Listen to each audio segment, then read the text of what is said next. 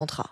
Jean Castex promet aussi un projet de loi contre les séparatismes. Il sera présenté à la rentrée en Conseil des ministres. Sur le plan sanitaire, il confirme ce matin que le masque obligatoire dans les lieux publics clos se fera bien au plus tard le 1er août prochain. Mais il précise dans les colonnes du journal Le Parisien que l'échéance pourrait être avancée en cas de reprise de l'épidémie.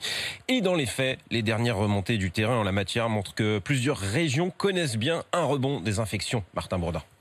Jamais depuis le début de la crise sanitaire, les médecins du Finistère n'avaient vu défiler dans leur cabinet autant de patients positifs au Covid-19. 48 cas supplémentaires depuis vendredi selon l'ARS, une réalité à laquelle est confronté le docteur Thomas Couturier, médecin généraliste à Quimper. C'est simple, il y a 2-3 semaines, nous ne voyons plus de cas suspects Covid ou de Covid positifs.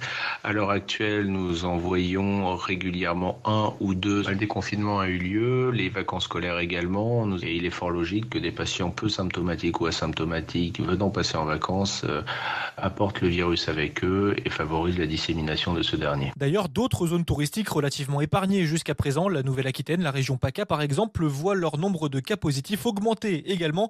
C'était presque prévisible selon le professeur Djilal Hanan, le chef du service réanimation à l'hôpital de Garches en région parisienne. Le taux d'immunisation dans la population française est très faible. Dès lors que le virus circule et qu'il rencontre des gens qu'il n'a pas déjà rencontrés, ces personnes-là vont se retrouver infectées. Dans ces conditions, le port du masque est vraiment nécessaire selon les deux médecins, sans forcément attendre qu'il devienne obligatoire dans les lieux publics clos le 1er août.